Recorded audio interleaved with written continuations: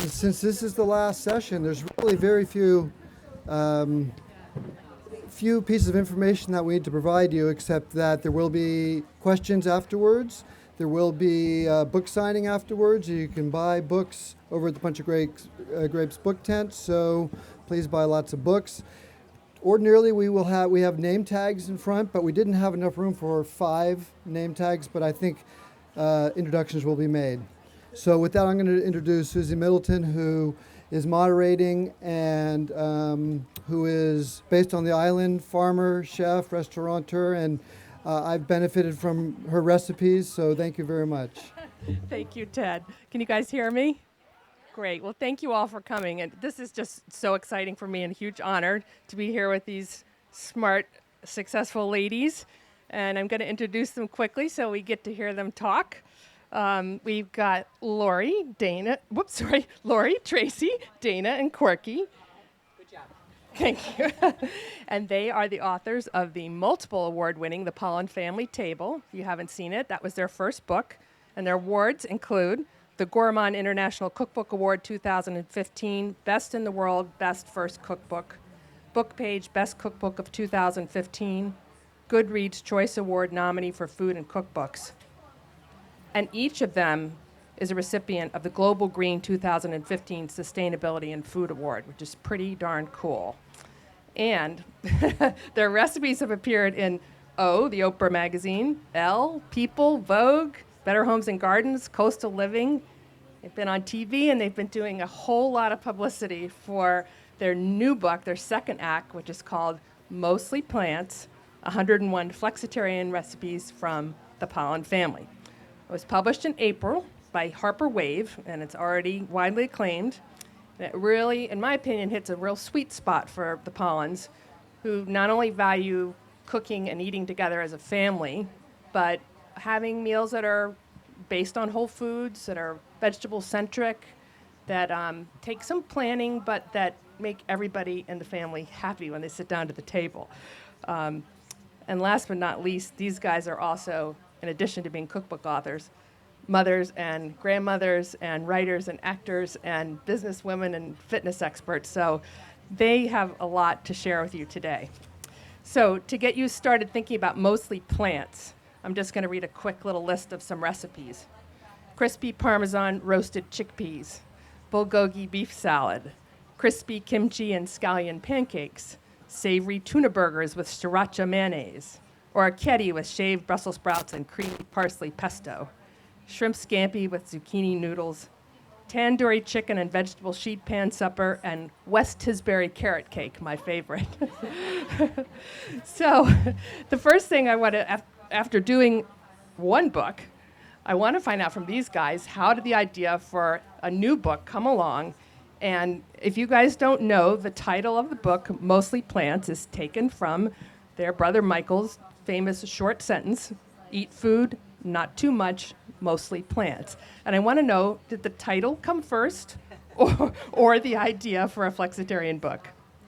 The idea came first before the title, but then we knew the title so well. Let's do this.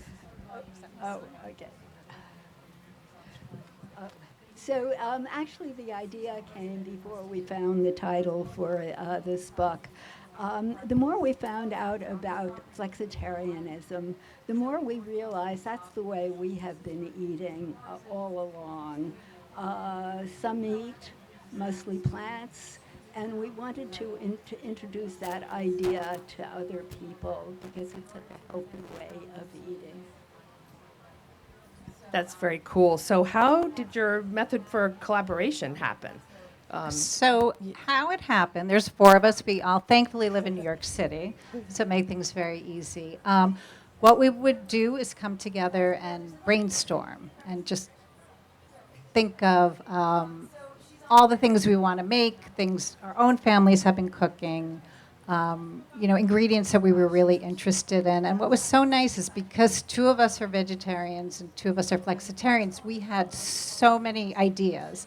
So we would brainstorm ideas and then we would break up into groups. So either it would be 2 of us or 3 of us that would come together and cook a recipe and then two more of us would cook the same recipe. We tested them like crazy. And then after that, we had a recipe tester test everything. Cool. Because the worst thing is when you follow a recipe and it doesn't work. So how did you find your recipe testers? How did we find this one? Oh, she was great. Yeah, she was recommended highly. And she was actually on one of the very popular food blogs. And she was a pleasure to work Awesome. with. So we were very Awesome. lucky with her. So once she tested, they came back to you, and did you test them again? And then we would make a few changes if she had them, and then we would test them again and run the changes by her, too. Because it's very different sort of writing a recipe and then cooking from the written recipe. So we we wanted to make sure we got everything right. Well, it shows in the book, that's for sure. Oh, thanks. And I want to ask, this book, their first book was really beautiful, but this book is exceptionally beautiful. It's very beautifully designed and has lovely photographs. And wanted to find out from you guys how involved you were in that process and whether you had opinions on what things looked like, and did you participate in the photo shoots at all, or? So it's interesting. I mean, from my perspective, actually, it's very interesting because I'm an actor.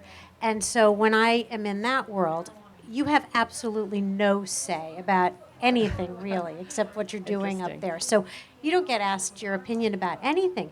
And in this, they would say to us, what do you guys think should be on the cover? And we were like, what do we think should be on the cover? And what do you want to shoot? So we really produced the entire photo shoot, which was very exhausting and time-consuming and stressful, and It is. choosing which recipes were going to appear, deciding what would be the prettiest. And, we did a lot of that work with Nicole Franzen, who shot the book, and she's amazingly talented. But we really produced, it was like producing a small movie. It is. Yeah. Photo shoots are a huge amount of work, and they're expensive and as we found time-consuming. out. And but they make such a difference. The photos in here are really beautiful. Thank Did you get you. involved in the propping at all, or? We had a wonderful prop stylist. Yeah, that's kind of fun. And but they would say, "What do you think of this plate?" And that's really fun. It's sort of fun choosing the plates Yeah. and choosing the spoon. And Yeah, that's very Yeah. cool. So the other thing that the book is, in addition to being beautiful, is it's hugely practical. It's very accessible. You guys, your voice is just so welcoming. It's like being in the kitchen with them. And the first 30 pages of the book are all tips and favorite equipment. I love the time-tested tips. And there's a code for vegan and vegetarian and dairy-free and gluten on every recipe. And how did you guys make that a priority? What was that? Where did that come from? We really wanted to create a cookbook that anybody could use, because we all know people who say they don't cook because they don't know how to. And we don't think you don't know how to cook. You maybe haven't practiced cooking. We all have children who now love to cook, and we're like, let's write recipes that anyone can understand and there won't be any mix-ups. And so we also wanted to convey our mostly plants message. So we talked about how to buy poultry and how to buy meat and fish and vegetables, how if you're having a little problem with a recipe not coming out well, how you can modify spices. And one of the parts of the book that is I guess it's our hate-love relationship that we have, is every recipe has a market and pantry list. So you could just Very take a cool. picture of the page which I has love this, that tip. and you know exactly what to buy at the food store. And we had done it in our first book, and it was so time-consuming, because if you're saying, half a cup of chopped nuts, then how many walnuts do they need to buy? And it was just so much work. And we were doing the second book. We're like, we have to do this again. And we're like, but it's our favorite thing in the recipes. So we did it again. It really makes it's incredibly useful. So let's talk about some of those tips. Things like don't wash your poultry. Now that's something I'm always telling people, and people don't know these No, things. It's true. I think it's And a there's a whole change. you have a long list of tips. Yes, but this is one change that the poultry industry, I think, has come up with, that if you wash your poultry, whatever is there is just throughout the bird, and so that you just want to dry it and not wash it. Otherwise, you're spreading bacteria all over the place. Exactly. Yes. Yum. And Quirky, what were some of your favorite tips? Or Well, one that I love, and it's such a classic, is Mise in Place, where you actually put everything out together and also measured before you start cooking. So it just makes cooking so much easier when your onions are chopped and your carrots are cut and all of that. And it's right in front of you. And that way you don't miss an ingredient as far as adding it when it should go in. Yes, like I did yesterday when I did sour cream for a coffee cake. Yeah, you can mix lemon juice and heavy cream. I now know. So, but yeah, it's a huge thing. It's So, easy to do. Dana, do you have a that. favorite tip?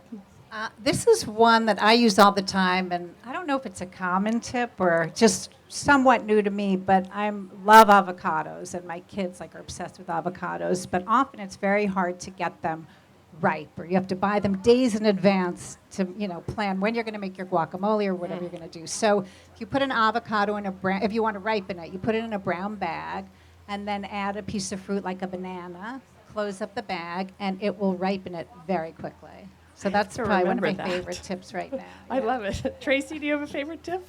Well, it just seems like such a sort of common sense thing, but I find myself still forgetting to do this, and I know a lot of people don't, but I find if you read the recipe all the way through, from the start to the end, then there are no Everybody's nodding. surprises, Yes. right? Every time I get a new recipe, and I'm like, oh, I just know what's going to happen, and then you're like, oh no, this has to be in the refrigerator for 3 hours, Exactly. and the That's what I was company's coming in one.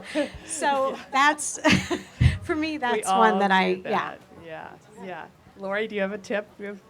I think I would reiterate. I mean, we have a lot of tips that you can get the cookbook and look at, but the mise en place that Quirky talked about, for me, when you have everything chopped or diced or measured, cooking is a breeze. And if you have a spouse or children, they can do it.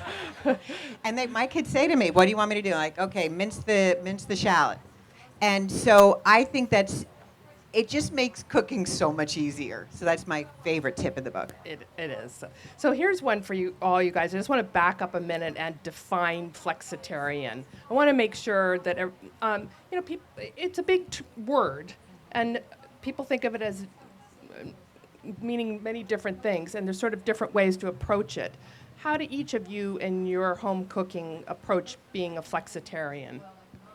Oh, for me, what I love about it is that you don't have to give up anything if you're a flexitarian. If you like bacon, you can continue to eat it. If you like, other kinds of meats, you just change the arrangement of your plate. So the meat becomes like a spice, a flavor, and then you surround it with vegetables.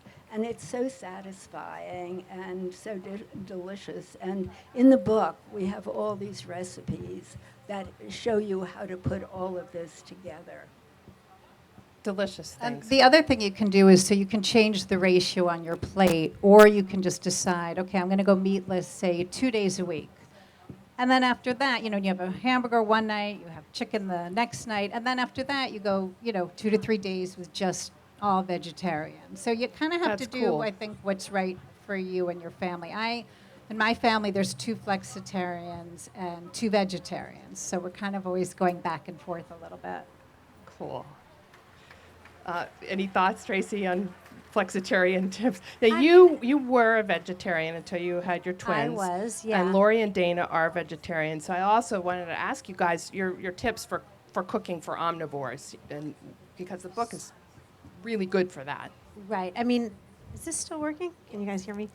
I was vegetarian for 30 years, I think, from when I was very little, and all through my first pregnancy. And then I was pregnant with twins, and something happened, and all of a sudden I was eating like an Italian meat hoagie, like one day. It was a weird thing to change on, Yeah. but I was just like craving it. Gracious. And I think that's what's a little bit intimidating to people about thinking that they want to be vegetarian or they want to be vegan or they want to eat healthy. is it's intimidating because there are times in your life, either for health reasons or just because you have a craving for something. And that idea that it's all or nothing is just the thing that I think stops people a lot. So for me, I would say I'm primarily vegetarian. But if I'm at someone's house or if all of a sudden even a steak looks delicious, I'll eat it. I'll eat a little bit of it. Right. So I mean, the other thing that's really nice about this book is it's not ever about taking anything away from your diet. It's about adding awesome. more healthy foods to your diet. Right. Right. Well, one thing that we learned that I love this, I mean, I'm a vegetarian, so it makes it easier, but vegetarians are healthier than carnivores, but flexitarians are as healthy as vegetarians. So basically what the message is that, like Tracy said, it doesn't have to be all or nothing, that you can just modify, add more. And one of the interesting things about it is they're not sure if it's people who don't eat meat are healthier or people who eat more plants are healthier. So just by adding plants, you're going to be a healthier person in so many ways. Physically, you know, cancer, heart, diabetes, weight-wise. So there's so many reasons to make this very easy step to being a flexitarian. Cool. And one more question about the book, about having a well-stocked pantry and flavors. I mean, your recipes are, each one of them has a lot of umami to it and good flavor boosters. What are some of your favorite ingredients and what do you keep on hand? It's very important. I know from my last book I wrote was vegetarian, and I really felt like I had to tell people how to stock their pantry in order to be prepared to bring the vegetables home and then make it into something that was a meal. One of my favorite pantry ingredients is smoked paprika. I really love it. It adds such a depth to dishes, can add a little bit of spice, but it just really changes from, and it's so easy to add to things. And I think that we really are very, very concerned with flavor and adding the right amount of spices or chilies or whatever to any of the dishes that we do. But we don't go over the top. They're always that everybody flavorful, will enjoy but them. really delicious. That's so cool. And stocking a pantry, I think, is key, especially for impromptu cooking. And if you want to cook mostly plants, one of my favorites is chickpeas, which I love because I feel like you can do so much with them, and they're filled with protein and filled with fiber. I mean, you could put them in salads, you could roast them. We make chickpea croutons, which we have in the book, which are so good. Chickpea But recipes. the other thing in terms of pantry, which I think sometimes people don't think about because it's technically not in your pantry, but also in your freezer. Right. Freezing vegetables. I mean, if you keep frozen spinach in your freezer or, frozen peas, that's really healthy, and that's a great way. If, let's say, one night you're stuck, what am I going to make? You can make Right, pasta, you've got pasta with greens add your and a little vegetables, Parmesan and then cheese, you've got yeah. your, right, exactly, Yeah. you've got your mostly plants dinner. I love it. Yeah. I love it. Favorite pantry ingredient?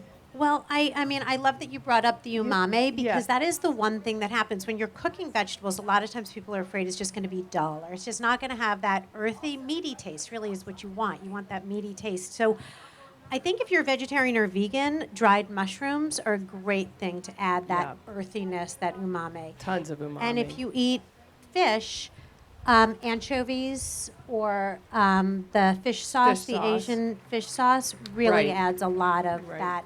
Again, that earthiness, and it tastes like you're eating meat, or but you're not. And those are things you can keep in your pantry they don't have to be fresh. Exactly. They're dry Exactly. ingredients. So. I think for me, again, it's not technically in your pantry, but fresh herbs are such a key, especially when you're cooking vegetables. Some of my favorite recipes in the cookbook are our sides. We have roasted delicata squash with crispy sage, and we have thyme-roasted rainbow carrots. And I think when you just add fresh herbs, we add parsley to a lot, basil, of course, to a lot. It's not only upping the flavor, but again, a lot of fresh herbs are plants, and you're upping your vegetable quantities in your dishes, which is a great side effect. Yeah, I think parsley has a lot of anthocyanin in it, one of those good green chemicals. So, okay, one more question about the book, and well, two questions. Do you have a favorite chapter? And then I want to find out if you all have individual cooking styles that vary from each other. I think my favorite chapter is the fish one, because I love fish. And we talk about different techniques, which I love. I love the ones where you make a pouch to cook your fish, which is one of the healthiest ways of cooking it, and adds so much to the flavor. I think one of my all-time favorite in the cookbook is the salmon piccata, which I absolutely adore. And I sort of have been making it every week. I can't get enough of it. I love that. When something from the cookbook becomes part of your repertoire. It's very cool. Yeah. I would say my favorite is the vegetable mains favorite, and the reason why I like that so much is because you can just pick out one, and that can be your entire meal. Like, it's going to have everything in Right. there. So there's, like you talked about, the orecchiette pasta with shredded Brussels sprouts and parsley pesto. Like, if you make that, you don't need anything with it. So Right. I really like that idea, especially if, you're kind of pressed for time. Yeah, meal in one. So believe it or not, we didn't plan this, but I have a feeling we all have a different favorite. That's because there are a lot of chapters and they cover every course, including dessert, which is awesome. I mean, I like all of those chapters as well, but what I really like, it's the DIY section, the do-it-yourself. And it's similar in the first cookbook. We had a similar chapter that is it's easier than you think. And what I like about that is it's all the kind of things that you just immediately grab for in the grocery store. Right. Your pesto, pickled onions, or just those little things that really kind of highlight a meal.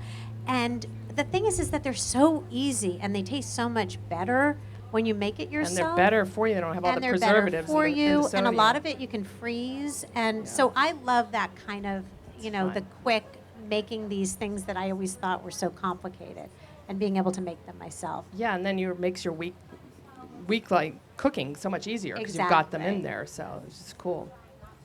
I would say the sides section, which I had referred to the delicata squash and the rainbow carrots. There's smashed small baby potatoes with shaved Brussels sprouts. And the reason why I love the sides chapter so much is that sometimes people don't eat vegetables because they think they're boring, they're steamed, they're boiled. But vegetables can take on amazing flavors. We have like broccolini and asparagus that nuts are added and seeds are added, and again, the herbs, cheeses. So I think you can really make vegetables into the star of the show. And we have a lot of those recipes in the side section. So your cooking styles, Quirky, you grew up in a family that really appreciated good food. Oh, yeah. And how did you pass that along to your family? Well, my mom was an incredible cook. Okay. Was an incredible cook, and as was her mother also. So I was used to eating really good food growing up. And when I was a kid, I was such a carnivore. I just loved meats. And my mother would have to take the roast off the table. If not, I would gobble it all up. But she had wonderful style, and I'll just wait till. Yeah. We'll just wait for the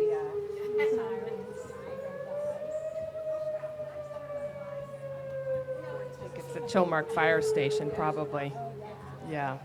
Okay. That she would cook a lot of things in French style. And then when I really started cooking, Julia Childs was someone I really looked up to and thought was terrific. And sort of... Did you watch Julia on TV? Oh, yes, I watched and had her books. In fact, my copy is so horrible. I'm embarrassed about it. My mother always said she thought that the people at the liquor store thought she was a drunk because she had to go down to get so much wine when she was cooking Different kinds Julia for Child's everything. recipes. Yes. Another cup of this. So, yeah. But my mother also made a lot of Jewish items, too. And I'm still trying to make her strudel dough. I've never had luck with that. Ooh, so that's that's on my complicated. list still Yeah. to learn how to actually do it. I have a recipe. Cool. So Quirky influenced, I think it's fair to say, all of us, and our brother too. So we were Yeah. so lucky growing up with Quirky's cooking. I mean, she was really incredibly creative, and again, like because she was introduced to all these amazing vegetables at an early age. I remember years ago she'd make us artichokes, and all our friends would be like, "What's that? How do you eat that?" Right. So I think we always felt very lucky. But I think cooking style is basically, if you can get the really great produce and vegetables and cooking with a lot of plants and beans and legumes and lots of herbs and spices, not too fussy, more simple and healthy, I'd Yeah. say. Yep. So I really love spice and lots of flavor, and I love Cool. going to different countries, and so I love cooking just a lot of ethnic food, Mexican food, Spanish, Peruvian. So it's your influence in Indian. here. There's lots of good. I mean, we all Asian sort and- of yeah. like to cook that way sometimes, but that's, I would say, even if I'm doing something simple, I like to sort of add flavors from around the world. Yeah. I think that's sort of my favorite. That's fun. And for me, I think a lot of it is just the feeling of cooking, and this we owe to Quirky, and she got it from her mom, is the idea that we cook, we sit down, have a communal meal, everybody eating together, enjoying food. Like, food is something to be enjoyed and savored and talked about. Like, you should see us. At breakfast, we'll talk about lunch and dinner and what's going to be on We the talked table. about food before we came out Yes. here, like Yes, nonstop. So I think she expressed that whole idea that food is such a positive and it's a sharing experience, and we've then taken and filtered that to our children as well. Yes, I understand your kids. Some of your kids are really good cooks. They're starting to cook. Is that? Yeah. Tell us a little bit about coming to the vineyard and how the vineyard influenced. I mean, you guys have been coming here for summers forever, In and 1961, Wow. we started and you coming have good here. food memories, I bet. Oh, yes, yes. One of the things we used to do is we would have lobster races on our deck. And then, of course, the kids Nobody's would done never eat the lobsters. Naturally. So that wasn't the best idea. Quirky. That was not smart. No, not smart at all. But yeah, or we'd go clamming on Red Beach and get the steamers, and always loved that. And learned how to make clam chowder and paella, which is one of the recipes in the book. It sounds Which so sounds good. very complicated, but it's a wonderful dish if you're entertaining a lot of people.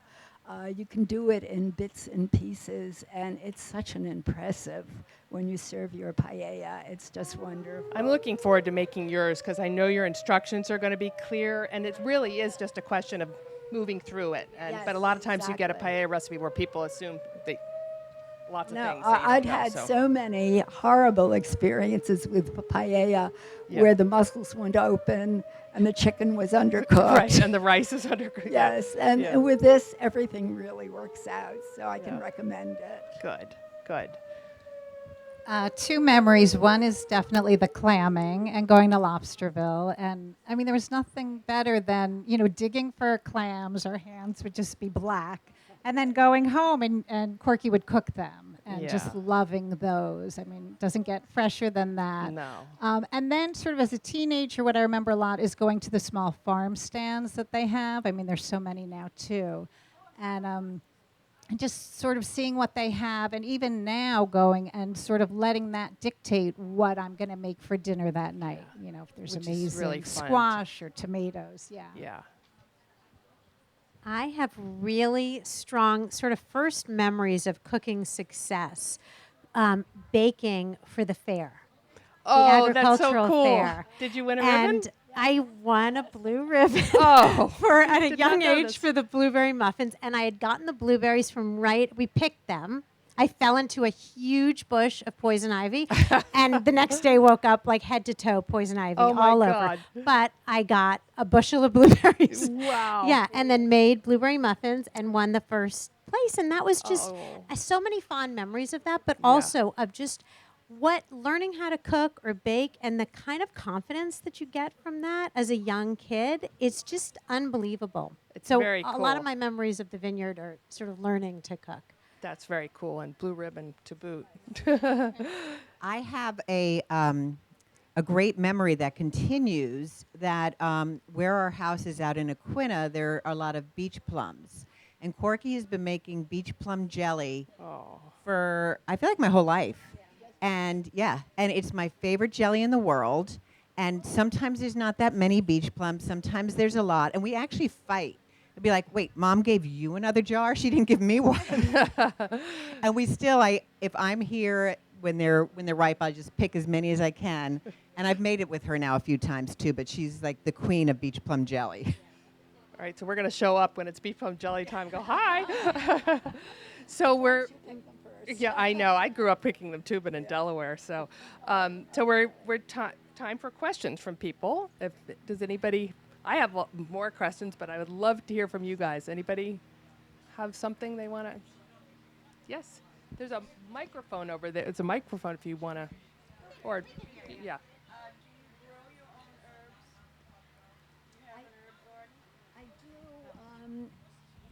Yes, I have a place. I live in Manhattan, but I do have a place in Connecticut where I do have an herb garden, and I love growing herbs. My second favorite thing to grow is garlic and tomatoes. Those are my favorite three things. But garlic is wonderful. You put it in the fall, and in the summer you have a whole new crop.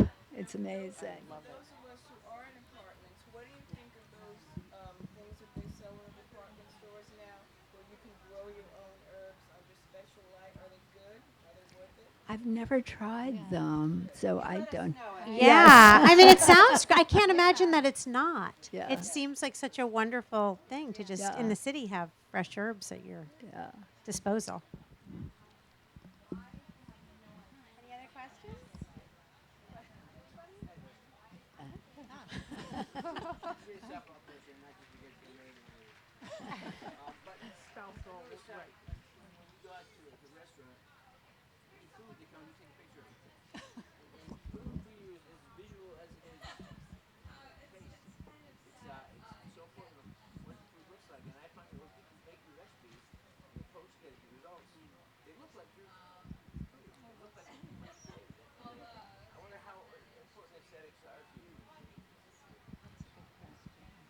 Well, I mean, I know it can get annoying when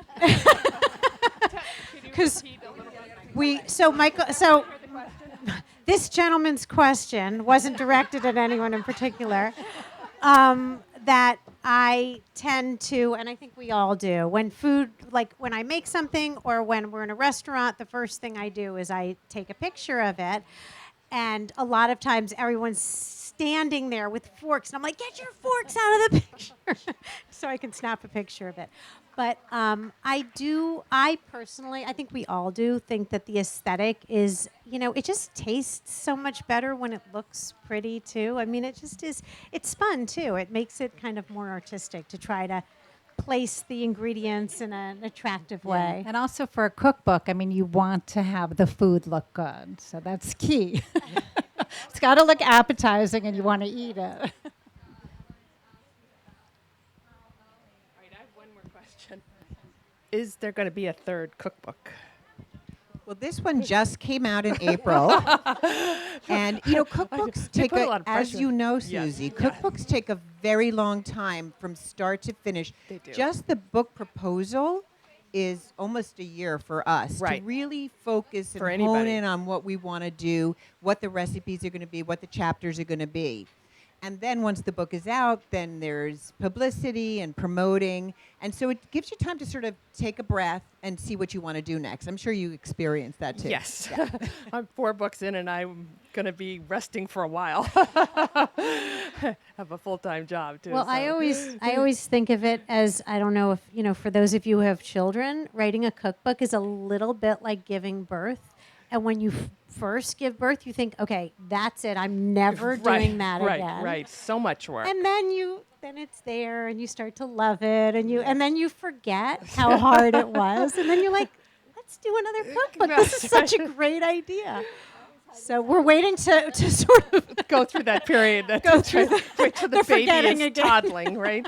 Yeah. Well, you guys get along so well. It's impressive that you've done too. So, any cooking show plans? Not right now, but we're very open to cooking shows Yeah. and to writing That- another book. But like as we that's said, fun. take a big breather Yeah. and then come back. Yeah. That's very cool. Wow. Anybody else? Yeah. Growing up in a foodie family, it may not have been necessary, but I always wonder about knife skills and things like that. Did any of you ever take, the King's supermarkets out in Jersey? They always have a knife skills course, which I've never managed to get into. But Well, it's funny. In our first cookbook, we stress how we are not chefs, but we're home cooks. So I think we've all gotten better over time, but I don't think we're great, but we're good, and we get the job done. And we don't cut ourselves, so. sharp knife, yeah. Because I'm not kidding that I live on a farm. My food is grown in front of my face, and I literally cannot cook because I'm that intimidated by the presentation, and I'll get to the point where it's time to chop something, and I stop dead in my tracks because I think I'm not, maybe it's a type A personality. It's really Well, a you skill. follow these guys' I was recipes. going to you'll say get good it's results. a skill that anybody can learn. It seems intimidating at first, and like they said, we are not trained chefs, and you can actually watch some YouTube videos which are excellent at teaching you. But I would just like my 22-year-old daughter, when I asked her to mince the shallots, she did it better than me, and it's just from doing it. So just give up, listen to some music, and yeah. Definitely a sharp knife, as Tracy said, is a good idea because you'll, have better results, and you only hurt yourself really when you have a dull knife. So, yeah. All right. Okay. If there are herbs that you need that you cannot grow in your garden, where in New York City do you go to buy them? Oh, most of the supermarkets have whole sections devoted to herbs. They're easy, really, to find. Even the small mom and pop stores in Manhattan have a selection of the main herbs, so you can get those easily. Do you ever go to Palouse on 28th Street? Yeah. 20 whatever. the Indian market. Oh, yes, they have an amazing selection of spices and herbs, one of the best, I think, in the city. Okay, guys. Well, I want to ask one more question, and then we'll thank you. Has becoming a cookbook author changed your life in any way in terms of adding on to? It's like a new identity to what you already were doing in your life. Is it fun or interesting, or has it made a difference, or? Well, I think for me, it's what it does is it sort of urges me on to try new recipes. I'm always trying new combinations or things. And just, I guess, in a way, thinking of maybe another cookbook that I could use these recipes in. So I think it's had that kind of positive effect on me. I mean, we've always been close, but I think this brings us even closer because literally we're on the phone every day or texting or emailing. So that's been pretty amazing. And I guess just creating recipes in a book, I mean, it's really a great creative thing to be able to do it.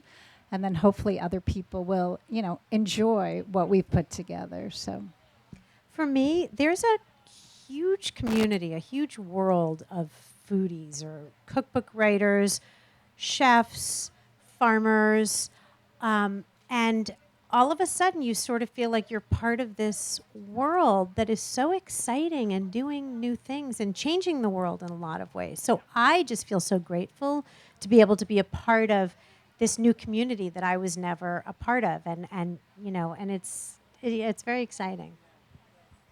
And for me, one of the really nice benefits is we've been doing a lot of book talks and, you know, going on the radio and doing podcasts, but we're doing talks like this. And we always come away and we go like, those people were so nice. And we really get to meet a lot of people and just learn about your experiences cooking and what you like. And so I think it just opens our world. Besides the foodie world, it just opens our world to a lot of people who come out to things like this. So thank you guys. Thank you guys. This was really fun to talk to you. And they will be, you're going to be signing books, right? So head on over to the book tent and buy a book and get these guys to sign it. Thank you for coming. Thank you.